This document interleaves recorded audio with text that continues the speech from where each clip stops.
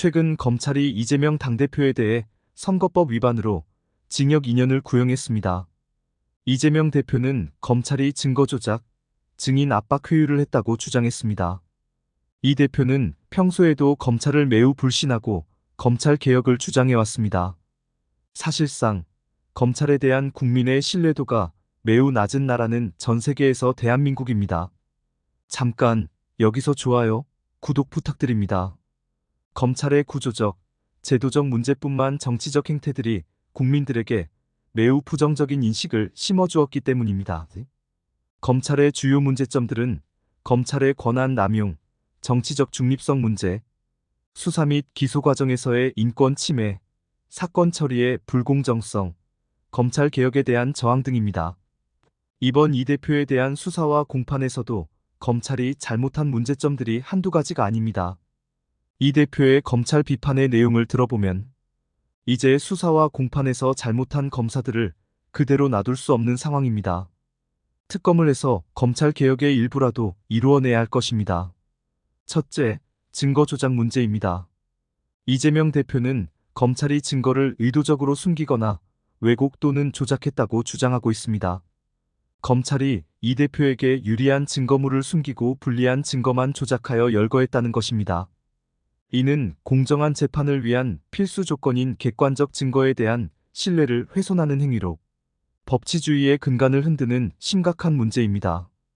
검찰이 증거를 수집하는 과정에서 사진 조작 등에 위법한 방식으로 증거를 얻은 경우 이는 공정한 재판의 진행을 방해할 수 있습니다. 둘째, 증인 압박 및 회유 의혹입니다. 이재명 대표는 검찰이 자신에게 불리한 진술을 하도록 공무원 증인들에게 압박을 가했다고 주장하고 있습니다. 검찰이 강압적으로 증인을 협박하거나 심리적 부담을 가하는 방식으로 진술을 유도하는 경우 검찰이 무서워 증인이 한 진술은 신뢰를 잃게 되고 재판의 공정성을 훼손할 수 있습니다. 이러한 압박은 증거의 신빙성을 의심하게 만드는 요인이 됩니다.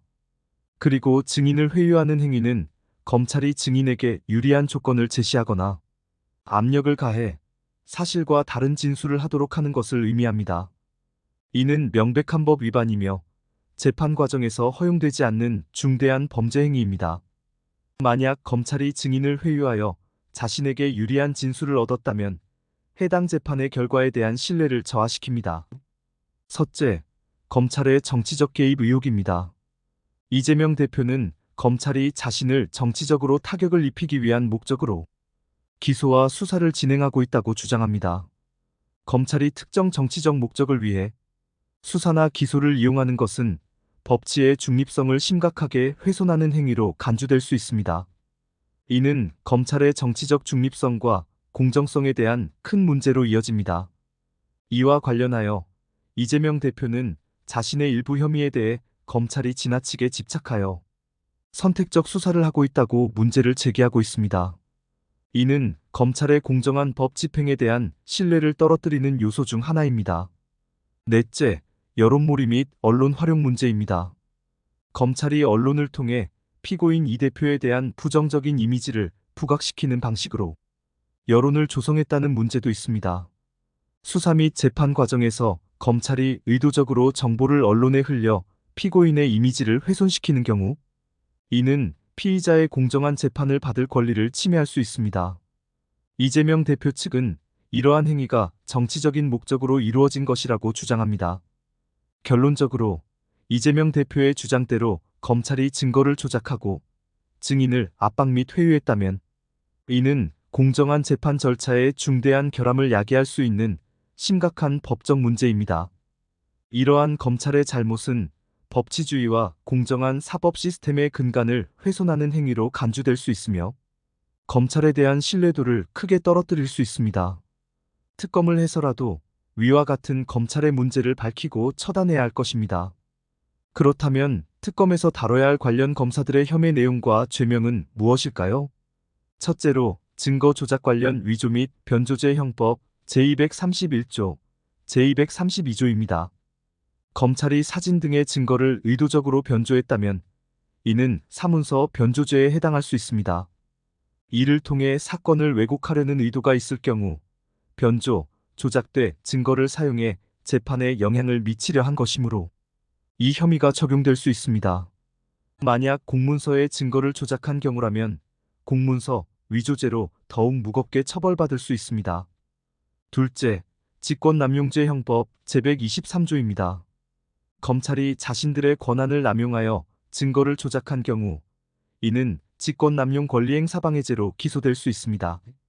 검찰은 공권력을 행사하는 기관이기 때문에 직무와 관련된 권한을 남용해 다른 사람의 권리를 침해하면 직권남용죄로 처벌받을 수 있습니다. 셋째, 증인 압박 및 회유 관련 증인 위증교사죄 형법 제152조입니다. 검찰이 증인에게 압박을 가하거나 회유하여 거짓 진술을 하도록 유도했다면 이는 위증교사죄에 해당합니다. 증인이 재판에서 거짓 증언을 하도록 교사지시한 경우 검찰도 동일하게 위증죄의 공범으로 처벌받을 수 있습니다. 넷째, 강요죄 형법 제324조도 있습니다. 검찰이 증인에게 압력을 가해 원치 않는 진술을 하게 했다면 이는 강요죄에 해당할 수 있습니다. 특히 공권력을 이용해 증인의 자유로운 의사결정을 억압하거나 위협한 경우 강요죄가 성립됩니다. 다섯째, 증인에 대한 직권남용 권리행사방해죄 형법 제123조도 있습니다. 증인을 압박하거나 회유하는 과정에서 검찰이 직권을 남용해 불법적인 방식으로 증인의 권리를 침해했다면 이는 직권남용죄로 처벌될 수 있습니다. 검찰이 자신의 직무와 관련하여 불법적으로 권한을 남용하고 피의자나 증인의 권리를 침해했다면 이는 직권남용죄입니다. 예를 들어 수사 과정에서 피의자에게 부당한 압력을 가하거나 증거를 왜곡해 불리한 상황을 만들었다면 이 죄가 적용될 수 있습니다. 여섯째, 공무상 비밀누설죄 형법 제127조가 있습니다. 검찰이 수사 과정에서 얻은 정보를 외부로 유출하여 피의자에게 불리한 여론을 조성하거나 언론을 통해 부정적인 정보를 흘려 명예를 훼손했다면 이는 공무상 비밀누설죄에 해당할 수 있습니다. 일곱째, 인권침해죄 형법 제125조입니다. 이 사건 관련 일부 사람들이 자살을 하였습니다. 검찰이 피의자나 참고인, 증인의 인권을 침해하면서 수사를 진행했다면 이는 폭행, 가혹행 위죄에 해당할 수 있습니다. 수사 과정에서 피의자에게 불법적인 압박이나 가혹행위를 가했다면 해당 혐의로 고발될 수 있습니다. 여덟째, 공무집행방해죄 형법 제144조입니다. 공정한 재판을 방해하거나 불법적인 수사로 법적 절차를 왜곡하려는 행위는 공무집행방해죄로 기소될 수 있습니다. 특히 재판 과정에서의 방해는 매우 중대한 범죄로 간주됩니다. 아홉째, 허위사실 유포 및 명예훼손죄 형법 제307조입니다. 검찰이 의도적으로 피의자나 증인의 명예를 훼손하려고 허위사실을 유포했다면 이는 명예훼손죄에 해당합니다. 수사 과정에서 사실을 왜곡해 여론을 조성하거나 언론을 통해 피의자에 대한 허위사실을 퍼뜨렸다면 고발 가능성이 있습니다. 이상, 이러한 혐의들로 검사들을 특검에서 조사하여 법적 책임을 물을 수 있습니다. 그러나 검찰이 공권력을 가지고 있는 기관인 만큼 해당 혐의에 대한 수사는 철저히 독립적인 기관이나 특별검사를 통해 이루어져야 공정성을 담보할 수 있다는 겁니다. 감사합니다.